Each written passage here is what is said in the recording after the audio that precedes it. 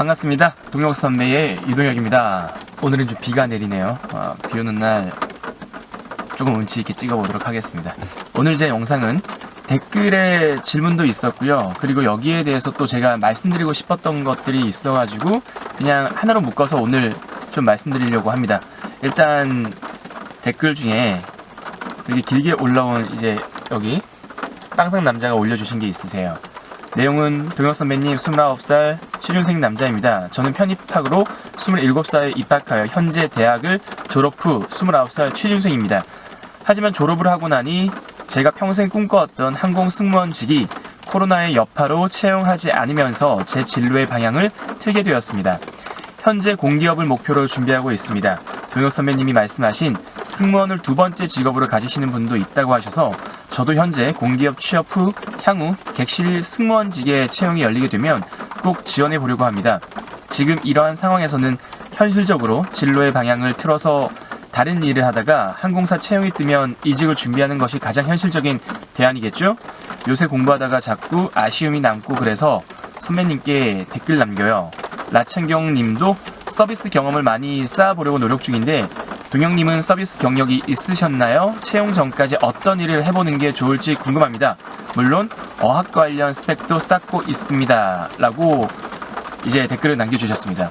먼저 빵상 남자님께서 제일 또 핵심적으로 물어보셨던 게 승무원을 제 영상을 보시고 두 번째 직업으로 가지시는 분들도 있다고 하셔서 다른 일을 하다가 다시 채용 시장이 뜨면 지원해보는 것도 괜찮을까요? 라고 여쭤보셨는데 제가 제 경험뿐만 아니라 제 동기들을 예로 해서 오늘 말씀드릴 거고요. 제가 입사했을 때 제 동기들이 남자 동기들만 저 포함해서 12명이었습니다. 12명 중에 제가 밑에서부터 올라갈게요. 그때 당시에 나이로 말씀드리겠습니다. 제일 막내 27살 체대 출신, 그리고 항공과 4년제 출신 졸업하고 입사한 케이스고요. 그리고 그 위에 제가 포함되어 있는 28살 그룹의 SK케미칼 제약회사 현대건설 ROTC 장교 출신, 그리고 제가 홈쇼핑 쇼호스트, 그리고 그 위에 29살 동아일보 기자 출신이고요. 그리고 한 명은 지역방송 아나운서 출신이었습니다. 그리고 그 위에 30살 SPC 그룹, 이랜드 그룹, 그리고 에어 부산에 승무원으로 근무하다가 입사한 또 동기 한 명, 그리고 제일 큰 형이 철강 회사 쪽에 또 근무를 하다가 온 형 31살, 이렇게 해서 총 12명이 두 번째 직업으로, 물론 27살 2명은 이제 첫 번째 직업이었지만은 나머지 10명, 막내 27살을 제외하고 28, 29, 30, 31에 포함되어 있는 분들은 모두 다 이 직업이 대한항공 승무원이 두 번째 직업이었습니다. 제가 항상 말씀드렸죠. 승무원이라는 직업은 첫 번째도 될 수 있습니다만 두 번째로 입사하는 경우가 많다. 근데 제 동기들만 본다 하더라도 두 번째로 입사하는 비율이 좀 저희가 많았죠? 근데 왜 회사에서는 바로 입사하는 분들도 선호하겠지만은 왜 두 번째 입사하는 사람들도, 두 번째 사회생활을 하시는 분들도 선호할까요? 그거는 적응이 쉽죠. 한 번에 사회생활을 하다 왔기 때문에 이 시스템에 혹은 이 대한항공 이 사람들과 또 잘 어울릴 수 있다는 거고, 또한 그런 것도 있을 거예요. 분명히 이제 두 번째 직업으로 왔으면은 퇴사하는 비율이 좀 상대적으로 줄어들게 되는 거죠. 이미 다른 경험들을 해보고 와서 다 그 직업에 대한 장단점을 알고, 그리고 승무원에 대한 또 장단점이 있지만 장점을 보면은 뭐 연봉도 좀 세고 일의 강도가 뭐 힘든 점도 물론 있습니다. 단점 편에서 뭐 보시는 것처럼. 하지만은 그래도 해외 나갔을 때 완전 자유로운 나만의 시간도 충분히 있고요. 개인 활용할 수 있는 시간도 많고요. 그리고 제 동기들 12명 학벌은 뭐 인서울도 있고 혹은 뭐 지방대 출신도 있지만 12명은 전부 다 4년제 대학을 나왔습니다. 그래서 간간히 저한테 2년제를 나오고 난 뒤에 입사할 수도 있나요? 그러면은 제가 이제 나이를 좀 여쭤보게 되죠. 나이가 조금 어리시면 만약에 생각이 있으시고 도전하실 뭐 다른 게 있다면은 항공과 2년제 나오고 난 뒤에 뭐 편입을 하시거나 아니면은 뭐 다른 것도 좀 준비하라고 말씀을 드립니다. 항공과로 나오고 난 뒤에 승무원 되셔서 평생 쭉 하실 수도 있고 하면은 물론 좋습니다만, 만약에 승무원 일을 그만뒀을 때 또 다른 일을 찾게 될 때 사업을 하는 건 상관없지만은, 내 일을 하는 거는 상관없지만은 또 다른 회사에 취업을 하기 위해서는 아무래도 다른 뭐 전공이라던가 다양한 뭐 그런 전공이 아무래도 좀 유리하니까, 그래서 나이가 어리신 분들이 저한테 여쭤보시면 그렇게 편입을 준비하십시오라고 말씀을 드리고요. 편입하고 졸업하면 나이가 조금 있겠다 하시는 분들에게 어학으로 이기면 돼요. 무슨 말이냐면 진짜 토익 점수가 막 900점 이상, 950점 이상, 거의 만점에 가깝게, 혹은 토익 스피킹, 아니면은 경력이 번역이라던가 통역이라던가 아니면 현지어를 자유롭게 구사할 수 있는, 어느 정도 구사할 수 있는 그런 포인트, 특징 혹은 장점 하나만 있으면 학벌 2년제지만 충분히 그걸로 커버할 수가 있습니다. 영어 점수요? 영어 점수도 750점이 대한항공 남승무원에 서류를 넣을 수 있는 제일 커트라인일 거예요. 그 점수 넘어서 넣으시면 됩니다. 커트라인 넣으면 그때부터는 이미지 싸움이에요.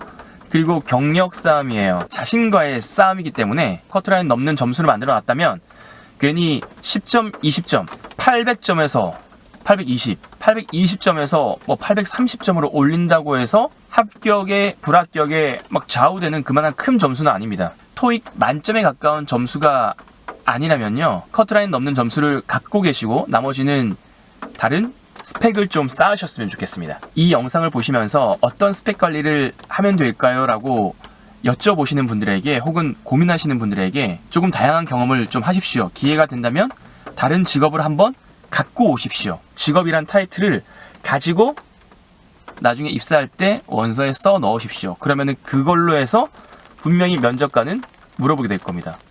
왜 그 직업, 그 좋은 걸 하시다가 여기에 지원했습니까? 예를 들어 저는 이런 직업 혹은 이런 스펙을 쌓고 오는 게 좋겠다 하는 것들이 분명히 있습니다. 아나운서라던가 아니면 쇼호스트 아니면 리포터 같은 직업들을 한번 좀 공부를 또 해보시고 지원을 해보셨으면 좋겠습니다. 이거에 대한 장점은 기내 방송을 하게 되잖아요. 보이스가 좋고 발음이 좋으면 면접 볼 때에서도 이미지가 좋고요. 나중에 입사하고 난 뒤에도 입사하기 전까지가 이미지가 플러스 효과가 있을 거예요.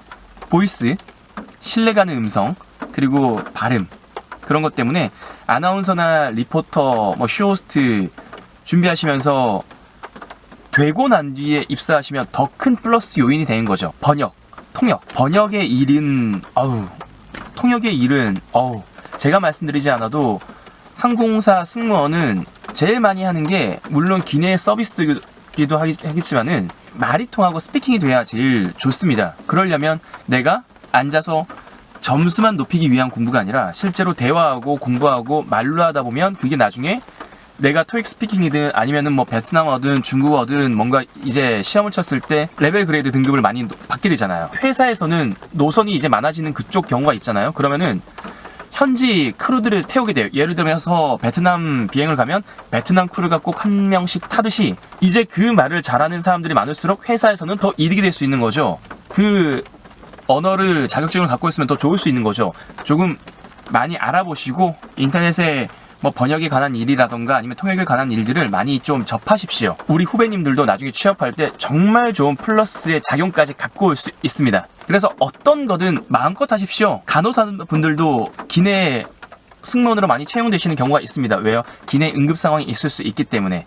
이런 것들을 저희가 훈련에서 배우긴 하지만 그래도 기내에 간호사 출신이 탄다는 건 그만큼 회사 내에서도 위급 상황에 분명히 잘할 수 있겠네, 이런 게 있기 때문에 지금 당장 이 앞만 바라보지 마시고요. 잠깐 둘러보시고 난 뒤에 다시 이쪽에 채용시장이 열릴 때 집중하시면 됩니다. 그 전까지 여기에 집중하고 있으면 너무 체력적으로 힘드니까 이때 다른 경험 많이 하시고 스펙 많이 쌓으셔서 채용시장이 열릴 때 저랑 함께 도움 많이 드릴 테니까 한번 도전해 보십시오. 오늘은 뭐 스펙에 관해서 간단하게 질문과 함께 좀 말씀드렸습니다.